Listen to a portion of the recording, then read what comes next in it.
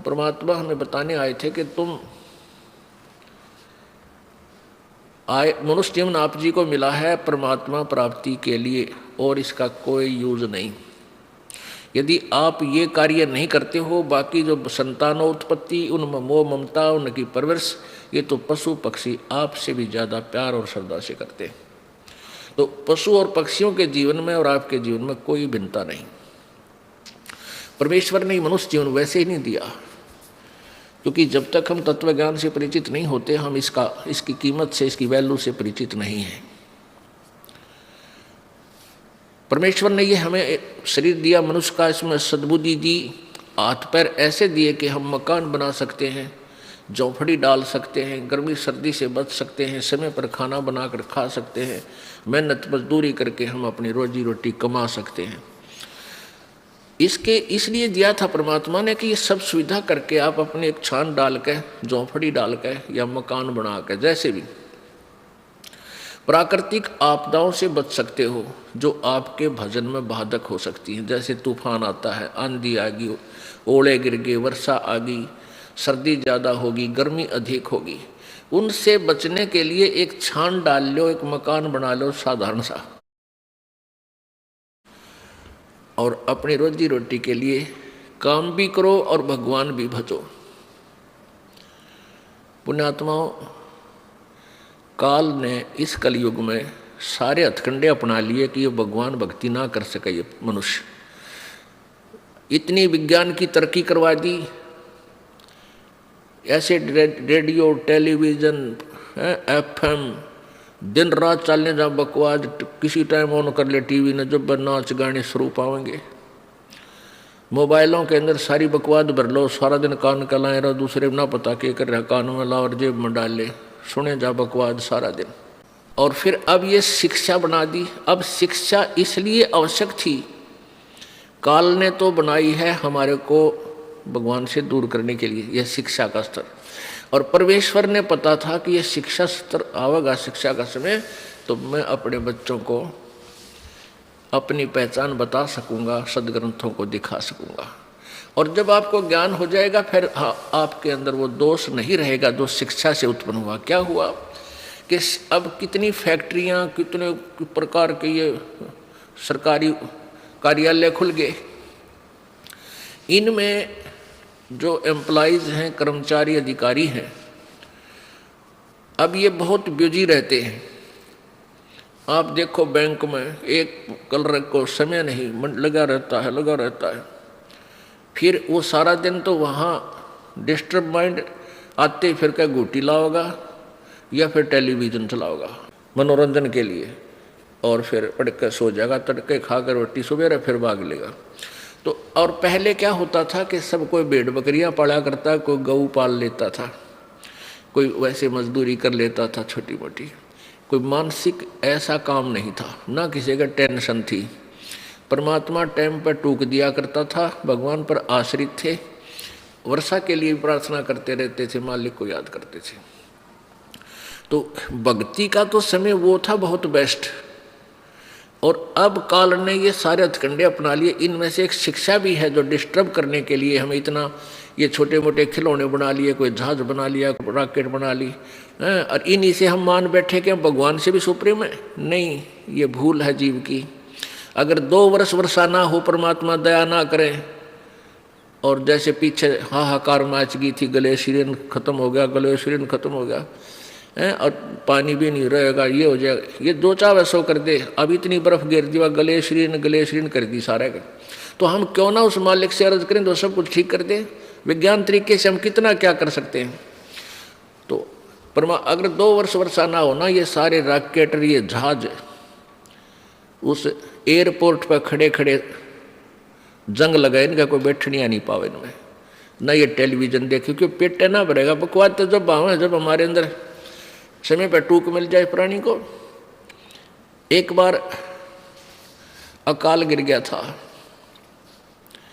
एक भयंकर अकाल गिरा था, और 2 वर्ष पहले तो 1 वर्ष का अकाल बहुत होता था।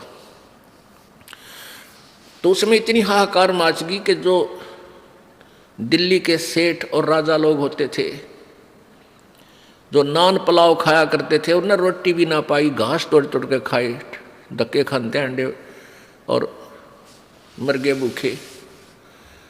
तो परमात्मा कहते हैं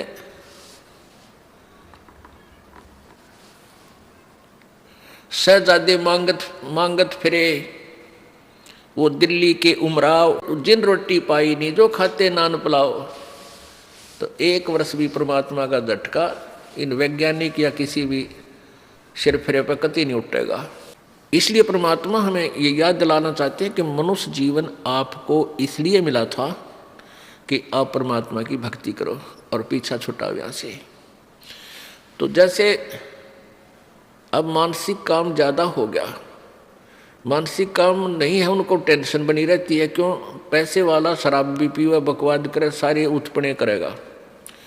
तो शराब पी कर आता है घर में, उसकी पत्नी और बच्चे उससे दुखी हो जाते हैं, टेंशन का कारण बन गया। कोई भी घर खाली नहीं रहा जिसमें कोई नशा ना करते हो। या बिजली क्यों गिर गई? क्योंकि काल नहीं चाहता कि ये प्राणी भक्ति करे। ईमान लीजिए कोई एक घर का सदस्य उपदेश ले भी लेता है तो बाकी शेष जो है वो सारे आन उपासक, और कोई ना कोई बैल, कोई मांस खाता है, कोई अंडा खाता है, और कोई शराब पीता है, कोई तम्बाकू पीता है। और फिर आन उपासना में इतने गहरे रंगे जा चुके हैं कि उस सत साधक के साथ संघर्ष शुरू कर देते हैं, उसके नाम को भी खंडित करवाने की चेष्टा करते हैं। ये काल का जाल है। तो इसके लिए हमने सावधान होना है और पूरे विश्वास के साथ मीराबाई, ध्रुव और प्रहलाद जी की तरह हमने दृढ़ होकर इस मार्ग को अपना सफल करना है। तो प्रसंग चल रहा है कि साईं इतना दीजिए जिसमें कुटुंब समावे, हम भी भूखे ना रहे, अतिथि ना भूखा जावे। अब हमारे लिए परमात्मा ने ये उदाहरण दिया है कि इस कलयुग में अब वर्तमान में जो माया जोड़न की दौड़ लगी है, ऐसी होड़ लगी है कि इस इंसान को माया के सिवाय पैसे के अतिरिक्त कुछ भी दिखाई नहीं देता। ना नाता दिखाई देता है, ना कोई लाज शर्म लोग की रह रही है। तो ये ऐसा क्यों हो गया? अज्ञानता से। परमात्मा कहते हैं ये काया तेरी है नहीं, माया कहाँ से हो, और चरण कमल में ध्यान रखो, इन दोनों को खो। अब काया तेरी है नहीं, शरीर है तेरा नहीं, और तू संपत्ति ना अपनी मान बैठा, नालायक के भूल पड़ गई तेरे। तुम मालिक को याद कर, ये ना तेरी शरीर है ना तेरा संपत्ति है, इन दोनों को भूल जा और मालिक ने याद रख। इस मिट्टी से ये 5 तव का पुतला जब ये समाप्त हो जाएगा, इसका समय पूरा होगा, उसी समय इसको सभा कर देंगे, जला देंगे, ये राख बन जाएगा, पहचान भी नहीं होगी किसकी है, और इसके ऊपर गद्दे लोटा करेंगे। और इस मिट्टी से हम लाभ उठा सकते हैं, परमात्मा पा सकते हैं, इस मिट्टी से हम सोना बना सकते हैं। उसको भूलकर हम केवल एक ही काम लगे रहते हैं, संपत्ति माया जोड़ने के। अब इधर पश्चिमी देशों में क्या है, माया की कमी नहीं रही, उनके पास बहुत धन हो गया। अब वो धन हो गया तो उनको धन बहुत हो गया, अब उनको शांति नहीं। शांति प्राप्त करने के लिए वो उस माया ने छोड़कर इन्हों कहें बाहर जंगल में बैठते हैं जा करके, हफ्ता 10 दिन 15 दिन किसी तरह शांति मिल रहा है। तो पुण्यात्माओं, इस बीमारी ने कट्ठाई क्यों करे? परमात्मा पर विश्वास रखो, कैसे मदद करेगा भगवान आपकी। कबीर साहब कहते हैं साईं इतना दीजियो जिसमें कुटुंब समावे, हम भी भूखे ना रहें, अतिथि न भूखा जावे। इतना मांगिए। परमात्मा जब आप सच्ची भक्ति करोगे, आपके किसी भी कार्य में बाधा नहीं आने देगा। अब हम अपने परिवार के लिए जो मांग कहा है कि भी हम भी भूखे ना रहें और अतिथि ना भूखा जाए, सब कुछ आ गया। यानी रिक्वायरमेंट ऑफ द फैमिली, अपने परिवार की आवश्यकताओं को से अधिक डिमांड भगवान से नहीं करना।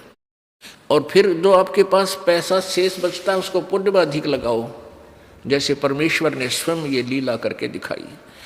परमेश्वर कहते हैं दान दिए धन घटे नहीं, चढ़ी चोंच भर ले गई नदी न घट्यो नीर, और दान दिए धन घटे नहीं, कह रहे साहिब कबीर। परमात्मा कहते हैं देते को हर देत है जहाँ तहाँ से आन, और ना दिया फिर मांगते फिर यो परमात्मा सुने नहीं कान।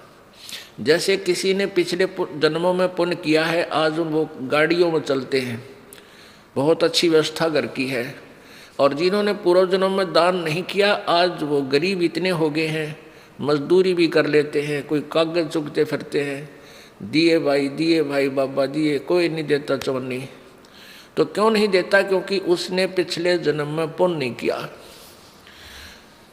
तो कहते हैं, परमात्मा कह रहे हैं कि देते को हर देत है। किसी ने दान किया है पूर्व जन्म में, तो आज भगवान उसके ठाठ कर रखे हैं, और अब भी दान करोगे तो इस जन्म में भी मिलेगा आपको, और अगले में भी, नेक्स्ट में भी मिलेगा। और दान करोगे ही नहीं तो दोगे, मिलेगा कहाँ से? देते को हर देत है जहाँ तहाँ से आन, और जिसने दान नहीं किया, नहीं दिया, सो मांगते फिर यो परमात्मा सुने नहीं कान। धर्म बिना दापे नहीं, ये प्राणी प्रपंच, आस बिरानी क्यों करे तन दिया हो तो संच। एक समय परमात्मा कबीर जी जब यहाँ वो परमेश्वर बनारस के अंदर काशी में लीला करने आए हुए थे, वो यही ज्ञान प्रचार किया करते थे जैसे दास आपको बता रहा, जो परमात्मा ने, परमेश्वर कबीर जी ने 600 वर्ष पहले अपने मुख्य ज्ञान में, तत्व ज्ञान में बोला था। उसी ज्ञान को परमात्मा प्रचार किया करते थे, और दोनों धर्मों को, हिंदू और मुसलमानों को, दोनों को कहा करते, तुम एक ही प्रभु के बच्चे हो, तुम अलग अलग नहीं हो। तुम आपस में झगड़ा करते हो, एक दूसरे को हीन सिद्ध करने की चेष्टा करते हो, ये तुम्हारा व्यवहार ठीक नहीं, क्योंकि तुम परिचित नहीं परमात्मा से। हिंदू को कहते थे और मुसलमानों को भी समझाते थे कि तुम जो साधना कर रहे हो, तुम्हारी साधना ठीक नहीं है। क्या बताया करते थे? सुन का जी राजी नहीं, आप अलह खुदा आए, गरीबदास किस हुक्म से ये पकड़ पछाड़ी गाय। जैसे मुसलमान भाई गाय को मारते हैं, काट देते हैं, मांस खाते हैं, तो परमात्मा कहा करते कि तुमने इस गाय को किसके आदेश से काट दिया? ये अल्लाह का आदेश नहीं है मांस खाने का। तुम्हारी किसी जो किताब यानी कतेब को, पवित्र बुक को उठाकर देखो, किसी में भी मांस खाने का आदेश प्रभु का नहीं है।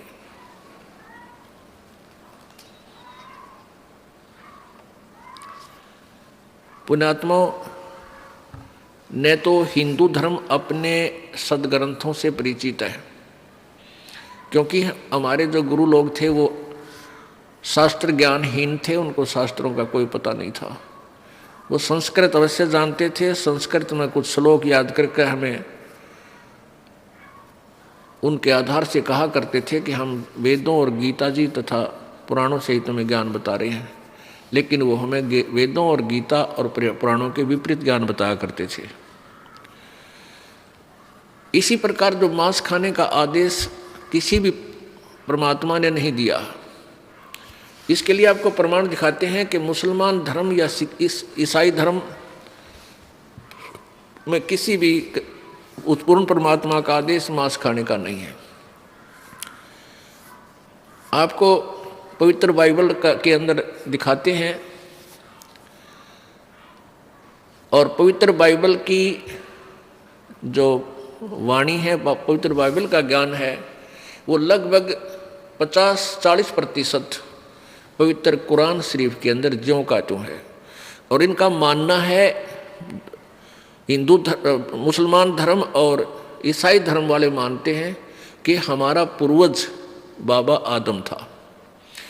अब बाबा आदम को, यानी जब सृष्टि रची अल्लाह ने, पवित्र बाइबल में लिखा है कि मनुष्य को उसने कहा कि मैं मनुष्य को अपने स्वरूप के अनुसार बनाऊंगा। परमात्मा ने मनुष्य को अपने जैसा उत्पन्न किया। तो इससे एक तो ये सिद्ध हो गया कि भगवान मनुष्य जैसा है, अल्लाह मनुष्य जैसा है, साकार है। जबकि मुसलमान धर्म और ईसाई धर्म भी परमात्मा को निराकार कहते हैं, फॉर्मलेस कहते हैं, बेचून बोलते हैं। बेचून का अर्थ है निराकार और फॉर्मलेस का अर्थ भी निराकार है। और जबकि हमारे उनके सदग्रंथ बता रहे हैं वो मनुष्य जैसा है, सशरीर है और उसका नाम कबीर है। उसी उल्लेख में पवित्र बाइबल में सृष्टि उत्पत्ति ग्रंथ में लिखा है कि मनुष्य जब उत्पन्न कर दिए अल्लाह ने, पूर्ण परमात्मा ने, उसने उनको आदेश दिया कि तुम्हारे खाने के लिए छोटे छोटे बीज वाले पौधे जैसे ये बाजरा, ज्वार, गेहूं और फलदार वृक्ष, नथिंग एल्स, और कुछ नहीं, मांस खाने का आदेश नहीं है। अब इस तरह उस परमात्मा ने 6 दिन में सृष्टि रची और 7वें दिन वो तो उसने विश्राम किया, तख्त पर चला गया। उसके बाद क्या हुआ कि इस काल ने बागडोर संभाल ली इस 21 ब्रह्मांड की। आगे उसके बाद जो आदेश यदि बाइबल में है या कुरान शरीफ में है वो उस पूर्ण परमात्मा का आदेश नहीं है, इस काल के दूतों का, काल के फरिश्तों का आदेश है। वो हमने नहीं मानना, क्योंकि वो उसके उनके आदेश मानने से विधान टूट जाएगा प्रभु का। जैसे एक समय एक व्यक्ति का मित्र एक दरोगा था, एक एसएचओ से दोस्ती थी एक ग्रामीण व्यक्ति की। उसने अपने मित्र दरोगा से कहा, जो उसी क्षेत्र का प्रभारी था, कि दोस्त मेरा एक पड़ोसी है गुवांडी साथ वाले मकान में, वो मुझे बहुत परेशान करता है, किसी प्रकार भी बाज नहीं आ रहा है, आप कुछ बताओ। उस एसएचओ ने कहा कि मार उसके लठ, माप देख लूँगा। आदेश मान लिया उसने एसएचओ का, अपने मित्र का, एक अधिकारी का, और आकर अपने पड़ोसी के साथ झगड़ा ठान लिया, उसका लठ मार दिया। लठ मारते उसकी मृत्यु होगी। और फिर वही एसएचओ जो उसका मित्र था वो उसको पकड़ कर अरेस्ट कर ले गया, अपने मित्र को जिसको आदेश दिया था कि तू इसको मार लठ, और जेल में डाल दिया। उसको सजा होगी 20 वर्ष की। अब कारण क्या था कि राजा का विधान है कि कोई किसी की हत्या करेगा, मारपीट करता है तो कानून टूट जाएगा, उसको सजा, दंडित होगा। और वो एक अधिकारी ने आदेश दे दिया कि जा मार लठ, माफ देख लूंगा। तो उसने आदेश मान लिया, अधिकारी का आदेश मान कर जो कर्म किया उससे विधान टूट गया, तो उसको दंडित होना पड़ा। इसी प्रकार परमात्मा पूर्ण ब्रह्म का आदेश हमें मांस खाने का नहीं है। गेहूं, बाजरा, ये फल, काजू, किशमिश, ये उसका आदेश है खाने का। इसलिए हम दोषी नहीं हैं। कई ऐसे बात अड़ा कर बैठ जाते हैं जो मांस खाने वाले हैं, कहते हैं गेहूं में भी तो जीव है, बाजरे में भी तो जीव है, इसको क्यों खाते हो? और कोई बात हुई? ये आदेश है जो मालिक का। अब जैसे यहाँ अब देश के कानून है कि भी कोई मनुष्य को की मृत्यु कर देगा तो उसको 20 वर्ष की सजा होगी, सजाए मौत भी हो सकती है। और बाकी ये और मुर्गे मारे हैं कि जब बकरे काट रहे हैं, इन्हें खाएं जाओ, कोई नहीं राजा बोलता, उसके ऊपर कोई वो नहीं है। लेकिन परमात्मा का आदेश है गेहूं, चना, बाजरा, ज्वार ये तुम खा सकते हो, ये आदेश है प्रभु का। और ये जड़ जुन्नी के जीव हैं, तो ऐसे हमने मांस नहीं खाना क्योंकि आदेश नहीं है परमेश्वर का। और जो खाते हैं वो विधान तोड़ रहे हैं परमेश्वर का। ये देखिएगा, ये पवित्र बाइबल है, ये पवित्र बाइबल संपूर्ण जीवन अध्ययन बाइबल, ये कहाँ से छपा है?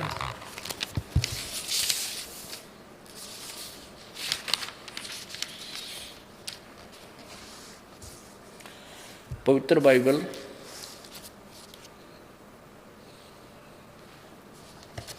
संपूर्ण जीवन अध्ययन बाइबल, प्रबंधक संपादक डेविड स्टुअर्ट, अंग्रेजी प्रधान संपादक Donald C Stamps MA MDiv, संयुक्त संपादक जय वेस्ले आदम्स PhD, संपादकीय समिति ये फुल लाइफ स्टडी बाइबल। ये मसूरी यूएसए से छुपा है। इसमें उत्पत्ति ग्रंथ में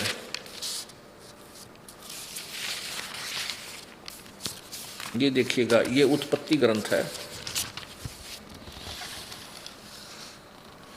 इसमें पर वर्णन है, मैं मौखिक सुनाऊंगा कि 6 दिन में परमात्मा ने सृष्टि रची। वो किस किस प्रकार रचा। जैसे जब परमेश्वर ने कहा उजियाला हो तो उजियाला हो गया। परमेश्वर ने कहा उजियाला को देखा अच्छा लगा, परमेश्वर ने उजियाले को अंधकार से अलग किया।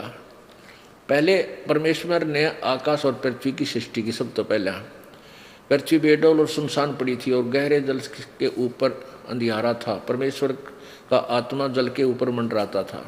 जब परमेश्वर ने कहा उजियाला हो तो उजियाला हो गया। तो ये पहला दिन था। फिर दूसरा दिन, फिर तीसरा दिन में कुछ और रचना की, फिर चौथा दिन। ये उत्पत्ति ग्रंथ है और 4 पृष्ठ है।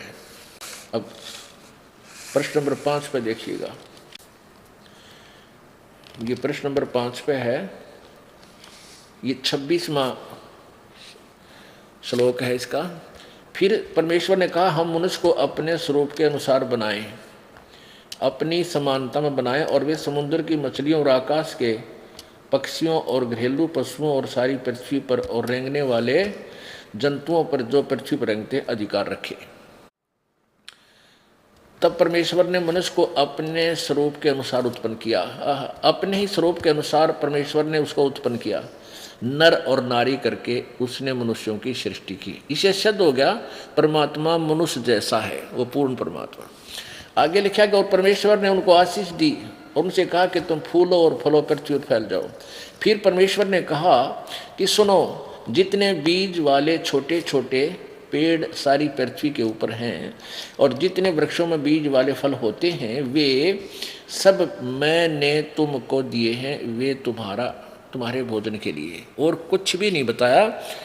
क्या बताया है कि जितने बीज वाले छोटे छोटे पेड़ और पृथ्वी के ऊपर हैं और जितने वृक्षों में बीज वाले फल होते हैं वे सब मैंने तुमको दिए हैं, वे तुम्हारे भोजन के लिए हैं। अपने आत्मा इस तरह 6 दिन में सृष्टि रच के उस पूर्ण परमात्मा ने विश्राम किया, अपने सचखंड चला गया। उसके बाद यहाँ की बागडोर इस ज्योति निरंजन ब्रह्म ने संभाल ली। और इसके फरिश्तों ने, अगर बाइबल में आगे कुछ लिखा है कि ऐसे मांस, कुछ लिखा है इसमें ऐसे इन पक्षियों का मांस खाओ, इन पशुओं का खाओ, इनका मत खाओ, ये अल्लाह का आदेश नहीं है, उस सुप्रीम कोर्ट का आदेश नहीं है, ये एक अधिकारी फरिश्ते का आदेश है। हमने नहीं मानना है, भूल के नहीं मानना, इसको हम दंडित हो जाएंगे। प्रभु का विधान नहीं, हमने नहीं तोड़ना इसको।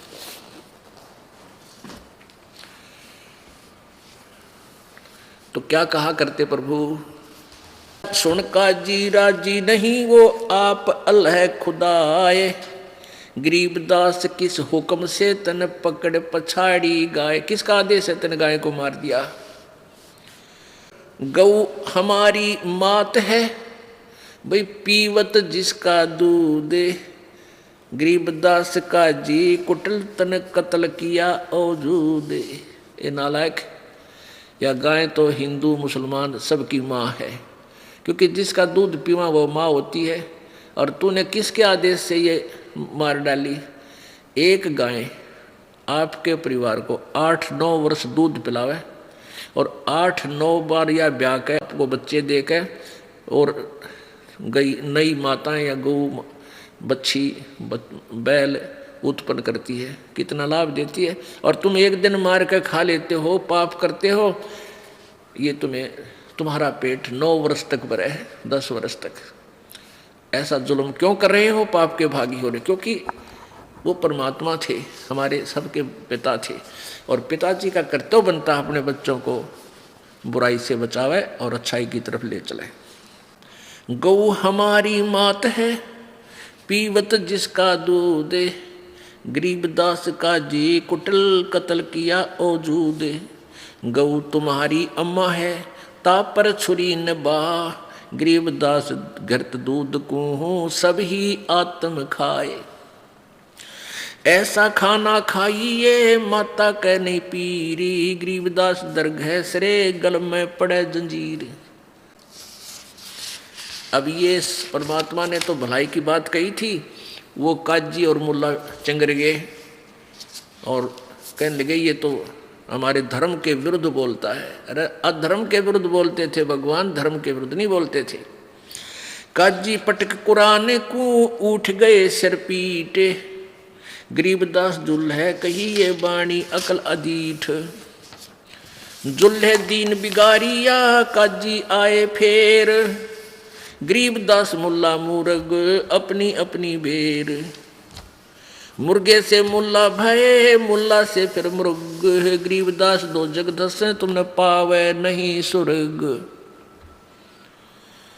अब शिक्षा दिया करते परमात्मा कि आज तुम मुर्गे को काट रहे हो, अगले जन्म में काजी तू मुर्गा होगा और मुर्गा बनेगा मुल्ला, फिर यूं तेरे गर्दन काटेगा। ऐसे क्यों पंगे में पा दे रखा आपने। काजी कलमा पढ़त है बच्चे फिर कुरानी है, गरीबदास इस जुल्म से तेरे डूबे दोनों जिहान। एक तरफ तो तू कलमा पढ़ बकरे और मुर्गियां का जो है ना गऊ का की गर्दन काटे, और फिर पवित्र पुस्तक को लेकर फिर उसने पढ़े, क्यों ड्रामा कर रहा है। ऐसा घोर पाप करके फिर पवित्रता कहाँ रही तेरे अंदर। सूर गऊ में जीव एक है, गाय भखो ना सूरे, दोनों दीन दया करो तुम मानो बचन हमारे, गरीबदास सूर गऊ में एक बोलन हारे।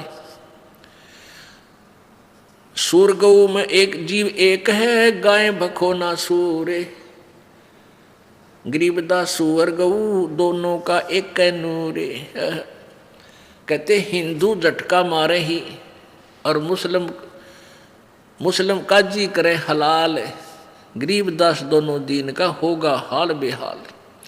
हिंदू तो यूं कहते हैं कि हम तो उसको झटके से मार देते हैं, एकदम पीड़ा ना होती उसके, और मुसलमान भाई ये कहते हैं हम तो प्यार से काटते, धीरे धीरे गर्दन काटते हैं ताकि इसको दुख ना हो। अरे नालायक को अब तेरी गर्दन काटा लिया, जिस तरह का उस तरह काट देते हैं, झटके से काट देंगे।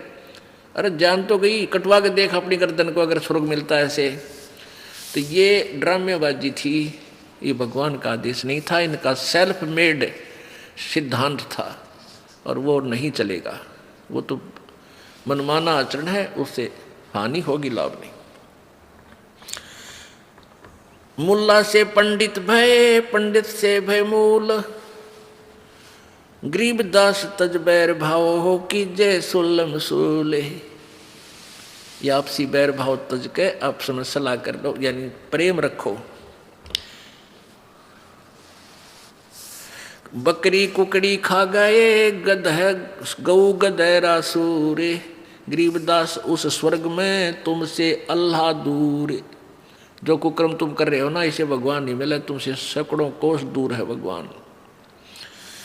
घोड़े ऊंट अटक नहीं और तीतर क्या खरगोश, गरीबदास दरगह से अल्लाह है सो कोश।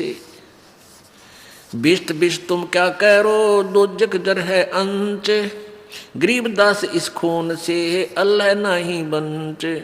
रब की रूप पछाड़ते खाते मोरे मोरे, गरीबदास उस नरक में है नहीं काजी को ठोरे। यानी नरक भी नारा बनाना पड़ेगा तुम्हारे लिए भगवान ने। सुन मुल्ला मरदूद तू कुफर करे दिन रात, गरीबदास हक बोलता और मारे जीव अनाथ। एक तरफ तो क्या मैं सही कर रहा हूँ, हक अल्लाह हक बोलता है, हक करता है, और उधर से तू इसे जुल्म कर रहा है। हक की तरह तेरा ये कार्य करो, नसीहत दूर लगी और दरगह पड़सी न्यावे,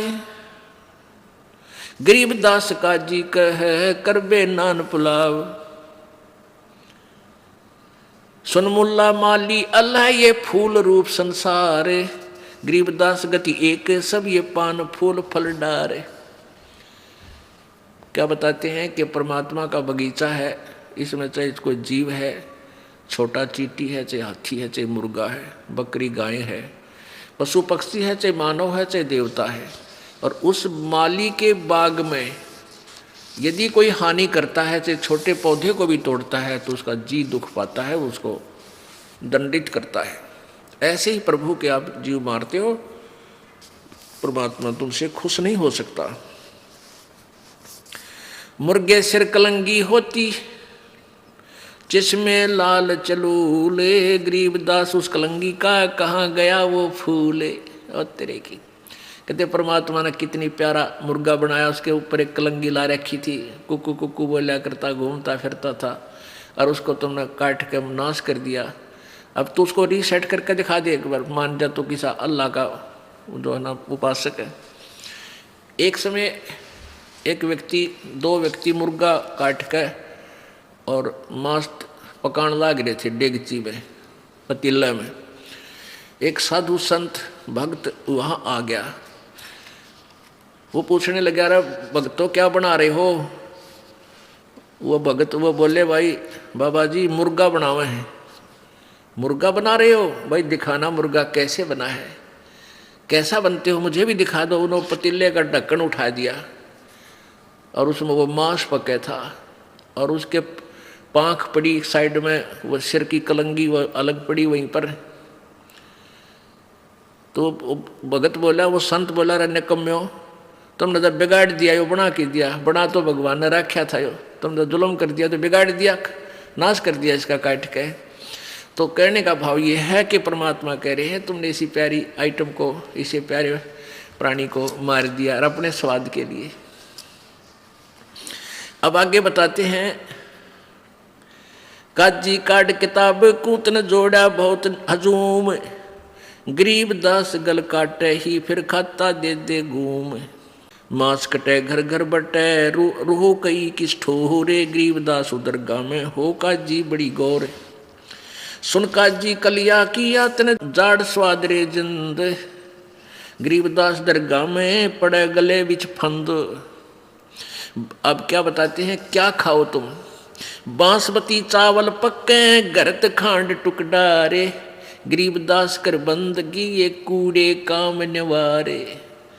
कहते बासमती चावल पका ले, उसमें देसी घी और खांड डाल के और उन्हें खा, और परमात्मा की भक्ति करिए, बूढ़े काम छोड़ दे, बुरे कर्म त्याग दे।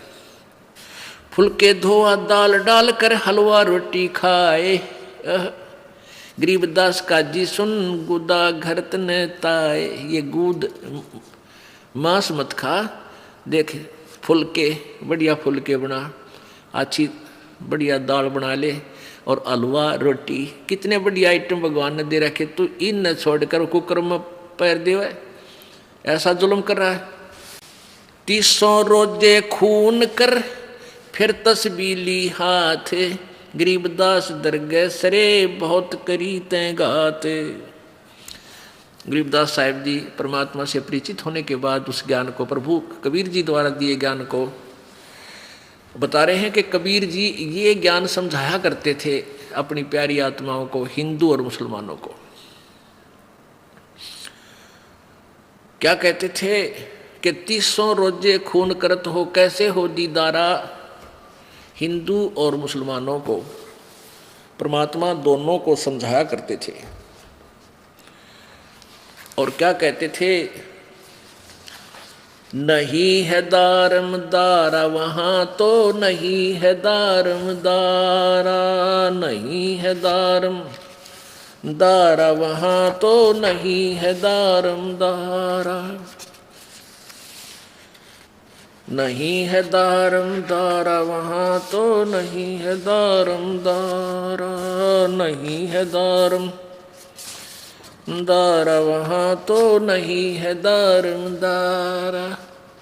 उस दरगाह में धर्म राय है, उस दरगाह में धर्म राय है, वो लेखा लेगा सारा, वहां तो नहीं है दारम दारा, नहीं है दारम दारा वहां तो नहीं है दारम दारा। मुल्ला को कै बंग सुनावे, मुल्ला को कै बंग सुनावे, वो ना बैरा करता रा, वहां तो नहीं है दारमदारा। नहीं है दारमदारा, वहां तो नहीं है दारमदारा। तीसों रोजे खून करत हो, तीसों रोजे खून करत हो, तुम्हें क्यों कर हो दीदारा, वहां तो नहीं है दारमदारा। नहीं है दारमदारा, वहां तो नहीं है दारमदारा। मूल गवा चले हो काजी, मूल गवा चले हो काजी, भर लिया घोर अंगारा, वहां तो नहीं है दारमदारा। नहीं है दारमदारा, वहां तो नहीं है दारमदारा। बहुजल बूढ़ गए हो भाई, बहुजल डूब गए हो भाई, थारा कीजिएगा मुंह काला, वहां तो नहीं है दारमदारा। नहीं है दारमदारा, वहां तो नहीं है दारमदारा। अब हिंदुओं को कहा करते थे, वेद पढ़ने पर भेद न जाने, वेद पढ़ने पर भेद न जाने, ये बांचे पुराण 18, वहां तो नहीं है दारमदारा। नहीं है दारमदारा, वहां तो नहीं है दारमदारा। जड़ को अंधरा पान खवावे, जड़ को अंधरा पान खवावे, ये बिसरे सृजनहारा, वहां तो नहीं है दारमदारा। नहीं है दारमदारा, वहां तो नहीं है दारमदारा। उजड़ खेड़े बहुत बसाए, उजड़ खेड़े बहुत बसाए, ये बकरा जोटा मारा, वहां तो नहीं है दारमदारा। ये पंडित लोग भी बकाया करते हैं कि इस देवी बकरे मांगे, किसी ने कहे गधा मांगे, क्योंकि सेठ शीतला गधा मांगती है, उसकी बलि चढ़ा दे और खाओ आप पेट भर स्वाद के मारे, और पापी बनाओ अपने उपासकों को। और कहीं नो कहते हैं उस देवी तो बकरे की भेंट, झोटे की भेंट मांगती है, झोटा काटा जाता, उसको काटो। बहुत तरह के हुई। तो न तो हिंदुओं के गुरुओं ने ज्ञान था, ना मुसलमान वालों को। ये सारी भोली आत्माओं को पाप का भागी बना रहे हैं, ऐसे प्रभु कहा करते थे। जाकू तो तुम मुक्ति कहते हो, जाकू तो तुम मुक्ति कहते हो, वो है कच्चे बारा, वहां तो नहीं है दारमदारा। नहीं है दारमदारा, वहां तो नहीं है दारमदारा। मांस मछरिया खाते पांडे, मांस मछरिया खाते पांडे, किस विद रहे अचारा, वहां तो नहीं है दारमदारा। नहीं है दारमदारा, वहां तो नहीं है दारमदारा। सो जजमान नरक में चाले, सो जजमान नरक में चाले, बूढ़े सो परिवार, वहां तो नहीं है दारमदारा। नहीं है दारमदारा, वहां तो नहीं है दारमदारा। छाती तोड़ हने जम किंकर, छाती तोड़े हने जम किंकर, लागे जम का लारा, वहां तो नहीं है दारमदारा। नहीं है दारम। दास गरीब कहे बेकाजी, दास गरीब कहे बेकाजी, ना कई वार न पारा, वहां तो नहीं है दारमदारा। नहीं है दारमदारा, वहां तो। अब यहाँ क्या बताते हैं मुसलमान हिंदुओं के उन गुरुओं को, पंडितों को परमात्मा लताड़ा करते थे कि वेद पढ़ने पर भेद न जान, ये बातें पुराण 18, और जड़ को अंधे ये पत्ते खुआवे, और भूल गए सृजनहारा। जैसा आपने कल देवी पुराण में पढ़ा था कि सतयुग के ब्राह्मण वेदों के पूर्ण विद्वान होते थे, और वो दुर्गा की पूजा करते थे, और दुर्गा का मंदिर, उसकी मूर्ति बनवा कर उसकी पूजा करते थे। अरे तरह गजब हुई। तो यहाँ बताते हैं वेद पढ़ने पर भेद ना जाना, ये बातें पुराण 18, और जड़ को यानी पत्थर की मूर्ति का भोग लगावे, और भूल गए सृजनहारा। तरह गजब है।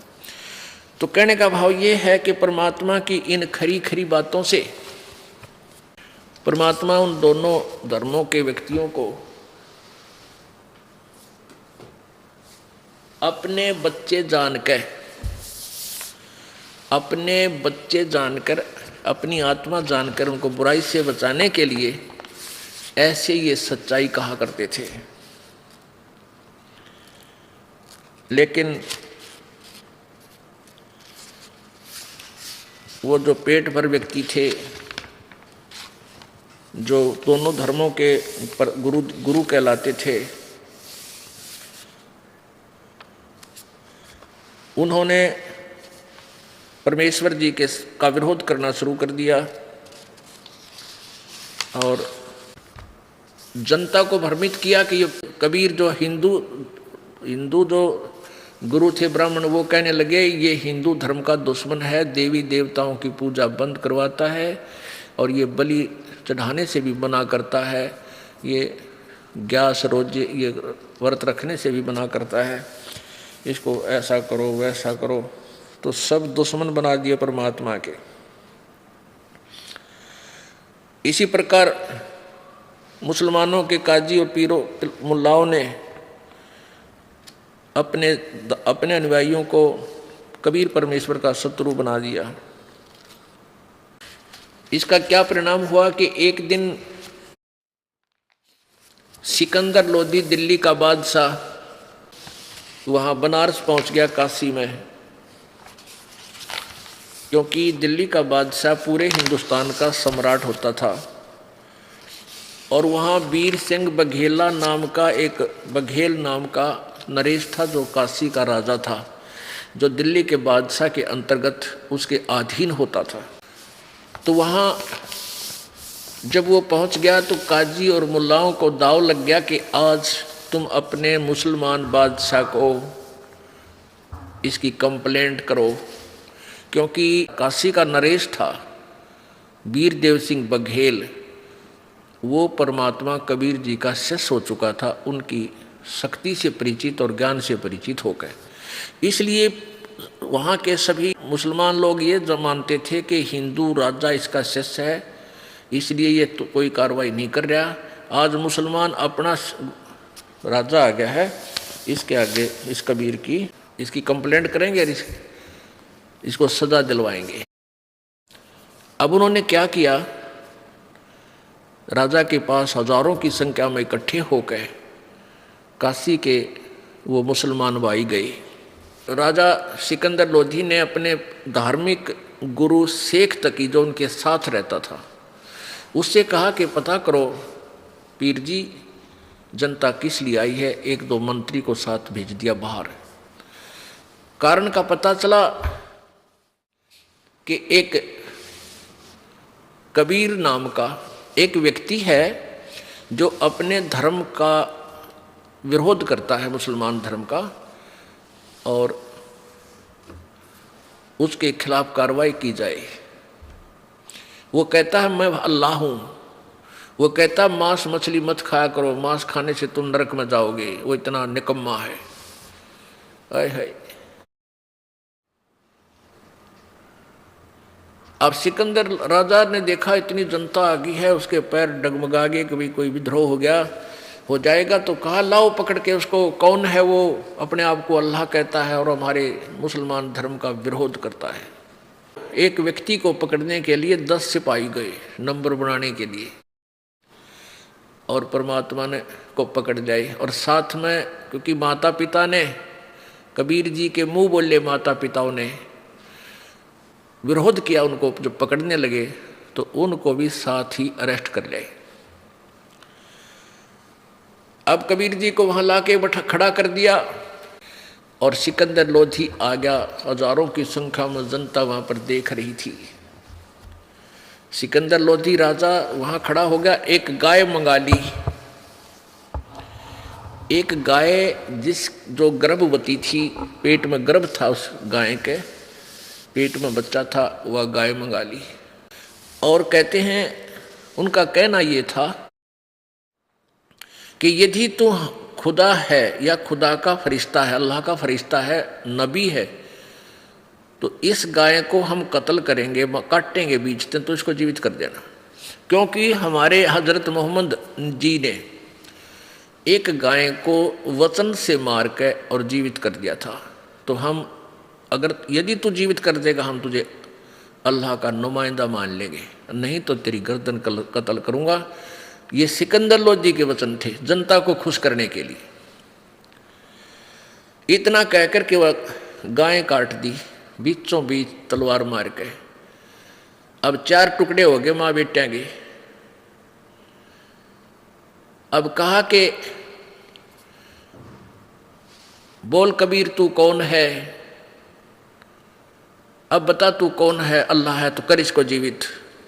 परमात्मा खड़े हुए और कहा हम ही अलख अल्लाह हैं कुतुब गोस और पीर, और गरीबदास खालिक दनी मेरा नाम कबीर। एक थपकी मारी गाय का, एक हाथ मारा उस बच्चे का, दोनों जीवित होकर खड़े हो गए और बाल्टी भर के बच्चा लगा के गाय के नीचे और दूध की बाल्टी भर दी फुल। बोलो सतगुरुदेव की।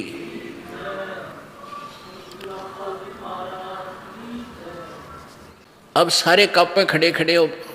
सिकंदर लोधी के भी जो है ना पसीने आ गए, क्यों तो भाई कसूता काम हो गया। तो फिर परमात्मा ने उनको समझाया। क्या बताते हैं, नबी मोहम्मद नमस्कार है वो राम रसूल कहाया, 1,80,000 को सौगंध जिन नहीं करद चलाया। अरस कुरस पर अल्लाह तकत है खालिक बिन नहीं खाली, वो पैगंबर पाक पुरुष थे साहिब के अब्दाली। अब परमात्मा कबीर जी समझा रहे हैं कि जो हजरत मोहम्मद जी तुम्हारे धर्म के प्रवर्तक थे वो तो बहुत ही अच्छी आत्मा थी, वो तो आदरणीय पुरुष थे। उन्होंने कभी मांस नहीं खाया, उन्होंने मांस नहीं खाया था। तुम गलत परंपरा पकड़ चुके हो। नबी मोहम्मद नमस्कार है वो राम रसूल कहाया, अल्लाह का रसूल था वो। और 1,80,000 को सौगंध उनके हजरत मोहम्मद जी के उस समय 1,80,000 मुसलमान अनुयायी बने थे। कहते वो इतनी पवित्र आत्मा थी, उन्होंने कभी मांस नहीं खाया। वो तो बाद में बिजली गिर गई। अब 1300-1400 वर्ष हो गए मुसलमान धर्म के उत्थान को, और इसमें तो मांस की और ये बिजली गिरनी स्वाभाविक थी। इस सिख धर्म को ज़्यादा से ज़्यादा 600-550 वर्ष हुए हैं, और इसमें किसी भी अपने सदग्रंथ में गुरु ग्रंथ साहिब में कहीं नहीं लिखा मांस मिट्टी खाने का, शराब पीने का। और सिख धर्म में हाय हाय इतना मांस और इतनी शराब पी जाती है, शायद मुसलमान और ईसाई भी नहीं प्रयोग करते होंगे। तो ये कैसे गिर गई इतनी बिजली। और कुछ दिनों में एक पुस्तक छप जाएगी, लिखने लग जाएंगे कि फलाना अपना गुरु भी पींदा सी, वो भी खांदा सी, ये अपने घर की बना लेंगे। तो ऐसे ही 1400 वर्ष पहले की परंपरा पड़ती आई। इन्होंने स्वयं सेल्फ मेड कथा बना ली ये मांस आदि खाने की, गाय को बिस्मिल करने की। ये ऐसा नहीं था। एक समय परमात्मा कबीर जी आए, जैसे गरीबदास जी को मिले, दादू साहिब जी को मिले, नानक साहिब जी को मिले, धर्मदास साहिब जी को मिले, इसी प्रकार हजरत मोहम्मद जी को भी परमात्मा मिले थे और उनकी आत्मा को सचखंड लेकर गए थे। लेकिन यहाँ उनके बहुत से अनुयायी हो गए थे और ज्ञान पूरा ना होने से हजरत मोहम्मद जी ने वहाँ रहना स्वीकार नहीं किया, उस मार्ग को स्वीकार नहीं किया। और परमात्मा ने ये भी कहा था कि मैं पूर्ण परमात्मा हूँ और आप जी को ये काल मिसगाइड कर रहा है, जो पर्दे के पीछे तो बोल रहा है, सामने क्यों नहीं आता, वो भगवान है तो। और मैं अल्लाह हूँ, मैं वो कबीर अल्लाह हूँ, अल्लाह अकबर हूँ। पर नहीं माने हजरत मोहम्मद जी। अब क्या कहते हैं कि परमात्मा के दर्शन से कुछ देर संपर्क होने से सिद्धि आ जाती है प्राणी में। जैसे चुंबक के साथ लोहा भी कुछ समय रह जाए तो वो अस्थायी चुंबक बन जाता है, वो भी थोड़ी बहुत वस्तुओं को खींचना प्रारंभ कर देता है। इससे क्या हुआ, परमात्मा के कुछ देर संपर्क से हजरत मोहम्मद जी अस्थायी चुंबक हो गए, उसमें कुछ सिद्धि आ गई। उन सिद्धियों के आधार से उसने एक दिन एक मंत्र पढ़ा, कुरान का कोई श्लोक है, और उस एक बकरे के ऊपर एक कंकर मार दी, वैसे ही यूं करके छू मंत्र सा करके वो बकरा मर गया। अब बकरा मर गया तो वो गरीब आदमी थे, बकरी पेट पाला करते थे। हजरत मोहम्मद जी भी बकरी पाला करते। तो गरीब आदमी रोने लगा और ने कहा कि मैं तो गरीब आदमी हूँ, मेरा ये बहुत पशु हानि होगी, मेरा क्या होगा। तब उसने मंत्र पढ़कर वो उसको जीवित करने का आदेश दीजिए और जीवित हो गया।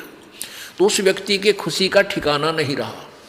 उसने आसपास सब जगह बता दिया कि हमारे जैसे हजरत मोहम्मद जी ने, मेरा बकरा मर गया था, उसको जीवित कर दिया। तो उनके विरोधी बहुत थे, दूसरे जो ईसाई धर्म वाले, वो कहने लगे कि झूठ बोलते हो तुम, हम जब जानेंगे हमारे सामने वो गाय को किसी और पशु को मारे।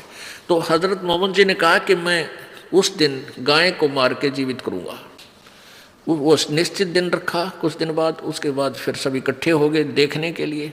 तो हजरत मोहम्मद जी ने अपने वचन से वो गाय मार दी, लेकिन जीवित नहीं कर सके क्योंकि वह बैटरी डिस्चार्ज हो ली। तब उन्होंने याद किया उस परमपिता अल्लाह अकबर, आज मेरी इज्जत रखिए, यदि आप ही अल्लाह हो कबीर जी, मेरी इज्जत रखो। कहते हैं तब हम मोहम्मद याद किया रे, शब्द स्वरूपी हम बेग गया रे।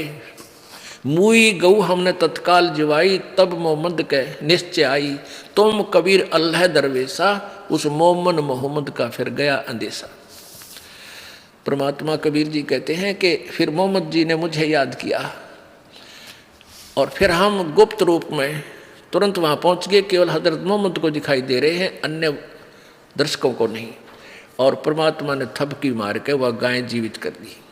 अब जनता तो समझ रही है कि मोहम्मद जी ने जीवित कर दी, और हजरत मोहम्मद को पता है कि किसने जीवित कर दी, मेरे से जीवित नहीं हुई थी। तो क्या बताते हैं, जब हम मोहम्मद याद किया रे, शब्द स्वरूपी हम बेग गया रे, बेग माने शिखर, और मुई गऊ हम तत्काल जिवाई, वह मृतक गऊ मैंने तुरंत जीवित कर दी, कबीर जी बता रहे हैं। और तब मोहम्मद का निश्चय आई, जब विश्वास हुआ, तुम कबीर अल्लाह दरवेशा। ओहो, हे कबीर जी, आप तो परमात्मा हो और आप ही दरवेश एक संत रूप में आए हो। तब मोहम्मद का गया अंदेशा, जब उसका शंका निवारण हुआ। तो यहाँ परमात्मा क्या कहते हैं कि मुसलमान लोग समझते हैं कि मोहम्मद जी ने गाय मारी थी, तो कहते हैं उन्होंने गाय मारी थी तो जीवित भी कर दी थी। तुम्हारी बात बड़ी करते हैं, तुम गाय को काट देते हो, तुम जीवित करके दिखाओ गाय को, तो तुम अधिकारी नहीं हो, तो उसको मार भी क्यों रहे हो। मारी गऊ शब्द के तीरम, ऐसे थे मोहम्मद पीरम। शब्द फेर जवाई, हंसारा क्या मास नहीं भाख्या, ऐसे पीर मोहम्मद बाई। वो तुम्हारे मोहम्मद तो इतने ऐसे पीर थे कि गाय को मार दी शब्द से, वो जीवित भी कर दी, उसका मांस नहीं खाया, उसकी तो जीव रक्षा भी कर दी। ऐसे थे वह पीर मोहम्मद, और तुम उसकी नकल करो और मारो बकरे, काटो गाय, है तरह गजब हो। मांस आहारी मानई, प्रत्यक राक्षस जाने। परमात्मा ये बोला करते हैं, वो खड़े खड़े सुन रहे हैं सारे स्तंभ की तरह कि भाई ये कोई परम शक्ति है। परमात्मा बोले यहीं शांत होकर सुनो सारे। मांस आहारी मानवी, प्रत्यक राक्षस जाने, ताकि संगति मत करो, हो भक्ति में हानि। मांस खाए ते ढेड सब, ओह, और मद पी में सो नीच, कुल की दुर्मति पर हर राम कहे सो ऊंच।